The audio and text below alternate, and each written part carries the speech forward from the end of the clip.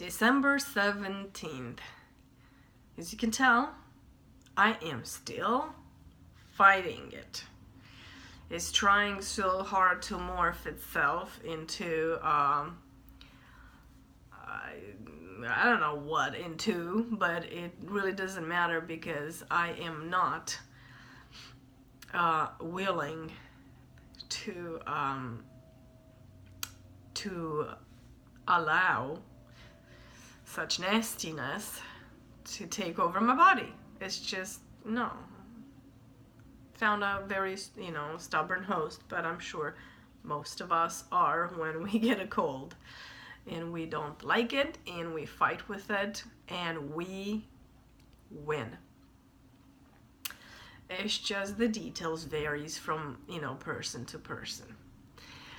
Now, that being said, I'm going to take this example and move it around with, let's talk, I've talked a lot over the things that, we go through and things like that. But let's talk about the inevitable things, some of the inevitable things in our life. And some of those are people that seem to hate us or dislike us.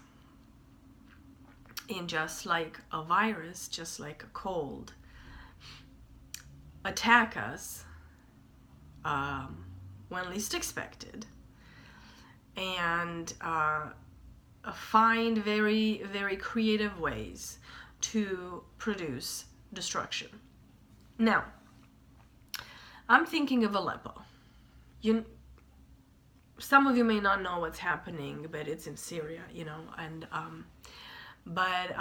I have not read into details everything that's happening, but it's enough to know there is a virus, there's a parasite that is attacking humanity. It is in a human form attacking human form. But in reality, it is hate attacking anybody around, because hate only lives and only thrives on hate. And just like any kind of parasites that are bent on killing us, they will find our weak points and they will manipulate it and suck it dry. Suck us dry. Suck the humanity. What's happening there is unthinkable. And what frustrates me is the fact that we, as humans, do this to other humans. And how come, along the centuries, how come we have still not learned, with all the information and the technology that we have, to not do that to each other, to not hurt each other like that? How come we have not learned that yet?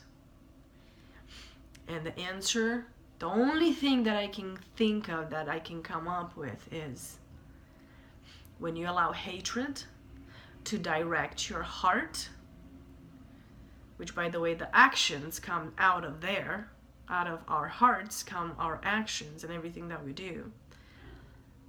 So when you allow hatred, then guess what? You're going to have destruction.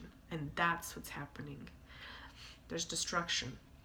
Just like Ukraine for a long time. I know a lot of people don't like to, Ukraine, it's an old news. No. There's still people hurting, like today. And those two countries are not the only one. The only two countries going through a hard time. Why do we do that to each other? Why? Because we have different color of skin, or Why?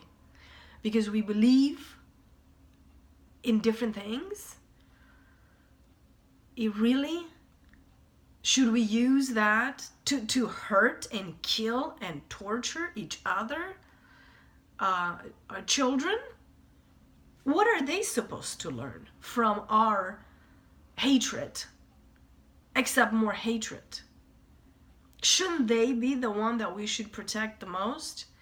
And shouldn't we be smart enough to say, let's end this hatred once and for all by stopping our ridiculousness today and teach our children to love, no matter the color, no matter what we believe, just to love each other and to take care of the ones that are less fortunate than us. What's so hard about that? That's what I don't understand. What is so hard about that? What's so hard about us loving other people that look just like us? I'm not talking about just looks, everybody's walking around in the world looks just like Carmen. I'm talking about human beings.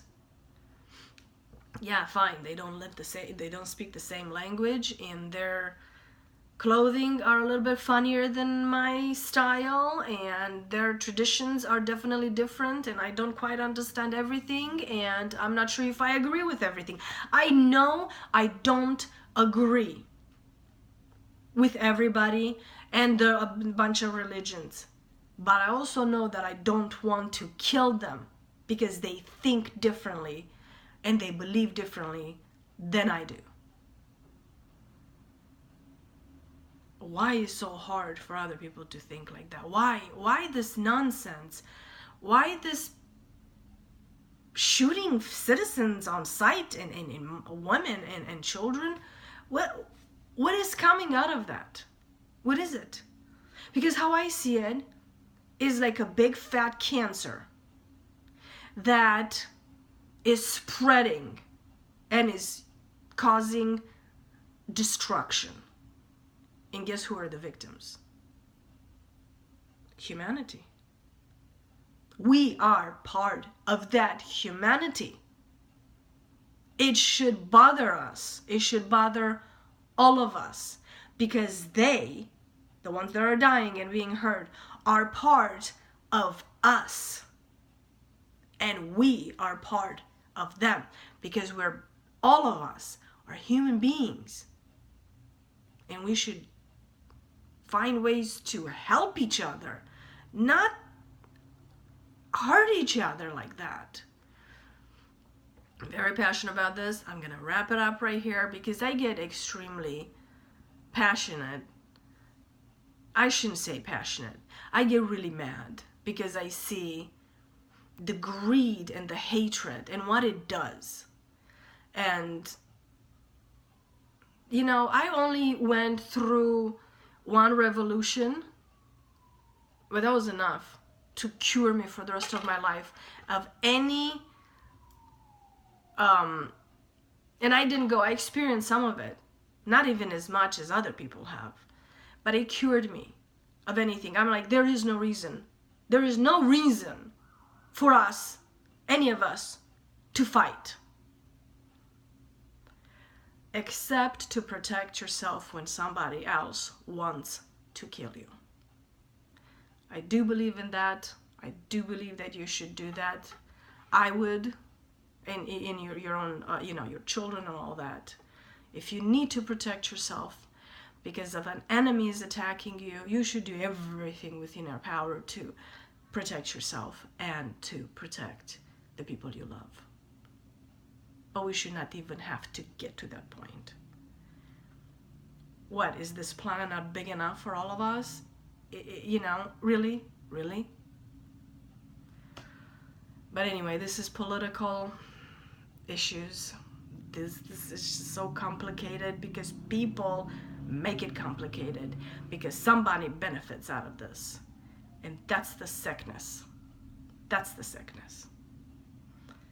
I'm gonna close here and come back tomorrow, and hopefully I'll have some nicer stuff to say. I don't know. I'll say whatever comes into my mind, whatever it is, and whatever, it's in the heart. So we'll talk to you later. Bye.